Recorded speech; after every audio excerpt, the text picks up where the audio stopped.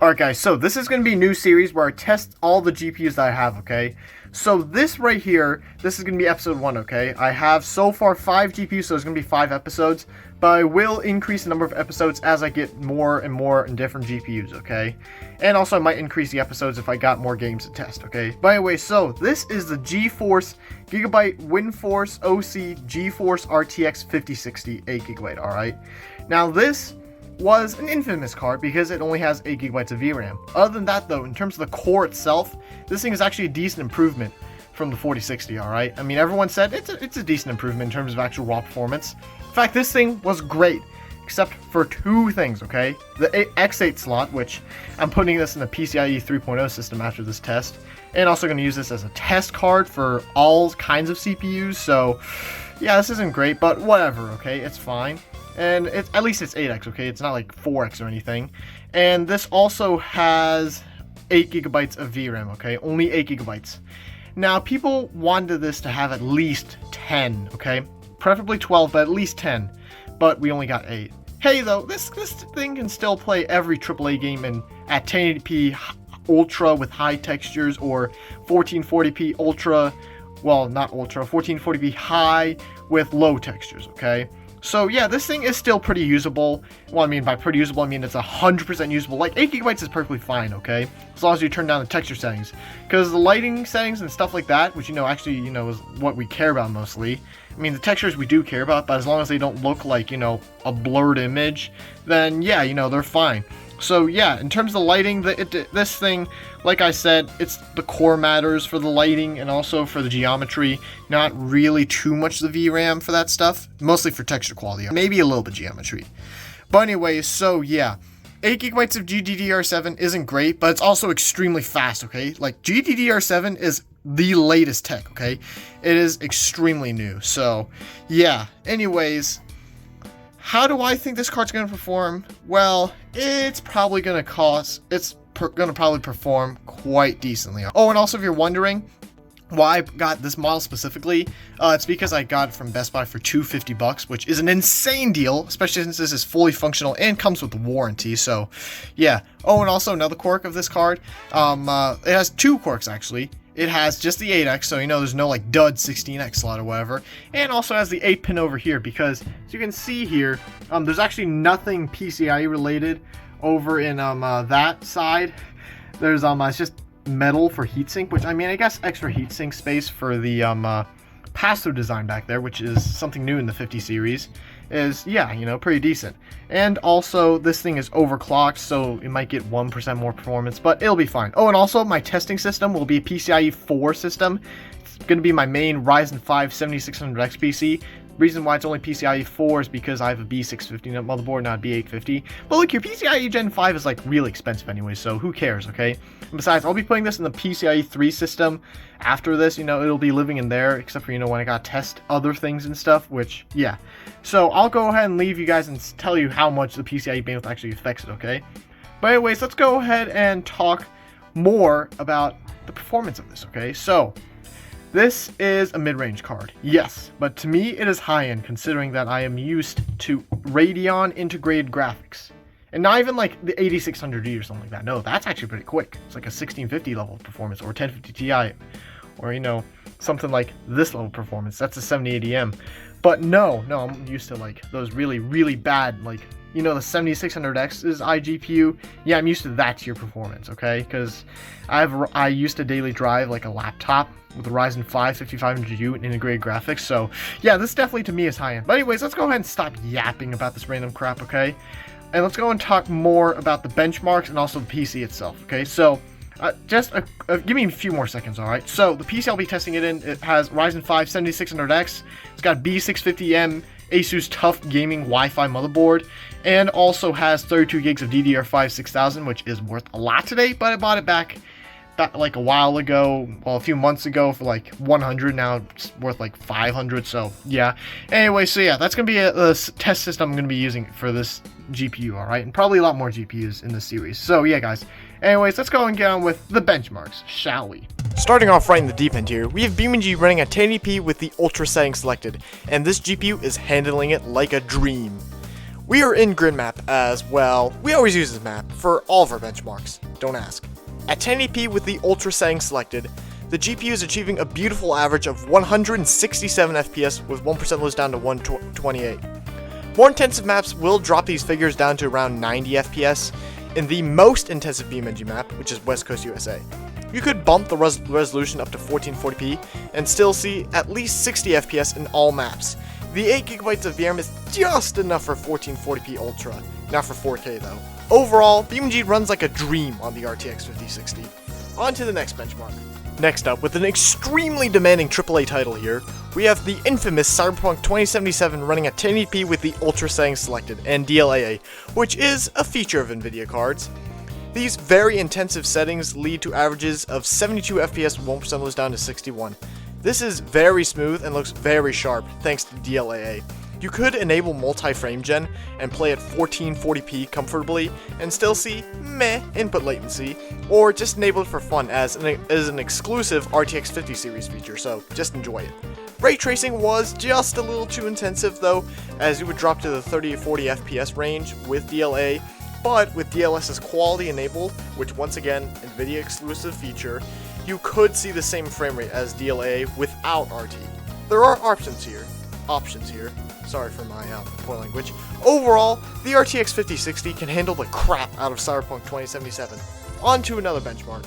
Doom Eternal here, no worries, we will be testing Doom the Dark Ages as well, is running at 1080p with the max ray tracing settings enabled, and it is doing just fine. At these very intensive settings, the GPU is achieving 87 FPS on average, with 1% lows down to 62 FPS. You could go up to 1440p, but you would start seeing some light VRAM issues pop up. So you could also turn down the texture quality to medium or low to compensate. Overall, Doom Eternal, is very, very playable and runs like a dream on the RTX 5060. On to Doom the Dark Ages. Doom the Dark Ages here is running at 1080p with the Ultra Nightmare setting selected, and just like Doom Eternal, it is running really, really well. At these very intensive settings, we are seeing averages of 69 FPS, which is just perfect, with 1% lows down to 58 FPS. Different areas could affect your performance, but for the most part it should stay mostly the same. You could also step it up to 1440p with the high settings selected and just barely crawl into the VRAM limit. You could also use multi-frame gen to enhance your experience, which once again is a 50 series exclusive, but overall Doom the Dark Ages is very, very playable on this RTX 5060, the RTX 5060 rather, and also don't even try path tracing as well. Not great. Anyways, on to the next benchmark. Minecraft Java here, the most popular PC game in the world. How has this become a relevant benchmark again? But anyways, it is running at 1080p with the most intensive ray tracing shaders there is to date, which are the Rethinking Voxels shader pack. With this freakishly intensive shader pack, the RTX 5060 barely pulls an above 60 FPS average, which is just insane for a game like Minecraft. Like, why do we need such beautiful shaders for a block game? But anyways, that's not the point here. It is running quite well. You could step it up to 1440p even and still see playable averages of 40 to 50 FPS. And no worries about the 8GB of VRAM. It is not a problem here. But anyways, Minecraft Java with this freakishly intensive shader pack, which let me remind you again, runs pretty decently, which yeah, kind of expected I guess. Not sure with this shader pack. But anyways, on to the next benchmark. Next up, with an oddly demanding esports game, we have Marvel Rivals, which is our second UE5 title, running at 1080p with the Ultra settings, although we have the medium texture selected. And it's doing alright. Unfortunately, due to our pathetic 8GB of RAM, which, why Nvidia? Why? We have to set the textures down to medium, as Ultra needs at least 10 gigs. Even though we lack the VRAM, we definitely don't lack the actual core performance. With these settings selected, we saw averages of 97 FPS, with 1% lows just hitting above 80, being 82. Overall, Marvel Rivals is a solid pass and runs pretty darn well on the 5060. On to the next benchmark. A very well-known and popular remastered AAA title here, we have GTA 5 Enhanced with the maximum RT preset used. And damn does the game ever look good. Our 8GB of VRAM is comfortable with these settings at 1080p even though RT is enabled. It is still a classic. At these settings, the 5060 achieved an average of 92 FPS with 1% lows down to 63. we did go through Jack's Hill, which if you don't know is like the most intensive area, which like I said, has some of the most intensive bushes in the game, which dropped our FPS to just north of 60. You could turn down the RT and easily surpass the 188 FPS limit of the game. Overall, GTA 5 Enhanced and most likely GTA 5 Legacy, and by most likely I mean most definitely, will run like a dream on this brand new $300 graphics card. Wreckfest here, running at 1080p with the Ultra settings selected, and it is doing fantastically. At these settings, the 5060 was able to pump out an insanely high FPS of 343 on average, with 1% lows hitting 228.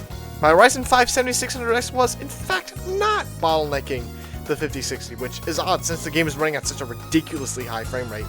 More intensive maps and more opponents could definitely affect performance, but overall, Wreckfest is insanely playable on the 5060. On to the last benchmark. Second to last benchmark here, we have the most current popular esports game with Counter-Strike 2, which is running at 1080p low with 8x MSAA, and the game is running great. Keep in mind that my Ryzen 5 7600X was starting to bottleneck the 5060 as it was just that insanely high of FPS that the 5060 was getting at low. You could go up to very high settings and see similar results. At these settings, the game achieved an average of 342 FPS with 1% lows down to 289. This is the highest result I've ever recorded, as even the $150 freaking gaming PC was only able to achieve around 150 FPS. The 5060 provides a very competitive experience overall on CS2 and runs like a dream. On to the last benchmark. Last up, we have our first 4K result. Fallout 4 here, which is fitting since it's running at 4K, get Fallout 4 in 4K, and is doing so with the Ultra settings. I don't even have a 4K monitor or capture card, so I had to use Nvidia's scaling tech to downsample it to 1080p, which is why the screen on the video looks odd. At these settings, the game achieved an average of 56 FPS with 1% lows down to 32. As just like in Skyrim SE, Special Edition by the way, which that's what SE stands for, when it bounces off of the frame cap of 60 FPS, there will be bad stutters. And the 8GB of VRAM was just enough to run the game at 4K. Overall, Fallout 4 runs like a dream, even at 4 freaking K, which is insane. This is my first 4K result ever. On to the conclusion. Alright, so in conclusion, how does the 5060 perform? Well, for all the recent games, you will be definitely VRAM limited. Like Doom, I actually didn't mention this, but turns out that the VRAM slider does actually do something. Yeah, which is kind of obvious to me, but I forgot to mention it. But anyways, I had to set the textures to 1.5 gigabytes, which is lower than the default 2 gigabytes, so not great. Alright, so for the more recent and demanding games, you will be VRAM limited, but honestly, you can just turn down the textures and it'll be perfectly fine. And if you want to go up in resolution, like I said, turn on the textures even more. But in terms of like older games, you know, or like games that I like to play, like BeamNG, Wreckfest, so those games like that, they will run perfectly fine on the 5060, alright? And 8 gigabytes of VRAM is perfectly fine. I mean, maybe in BeamNG there might be like some super map that requires a NASA PC to run, but other than that though, the 5060 can handle BeamNG like a champ. But anyways, guys, this video was definitely interesting to make, and it's my first, you know, official high-end GPU review because the 5070, I never really reviewed that card, even though I had it for much longer. But yeah, guys, anyway, see you next video, alright? Remember to subscribe.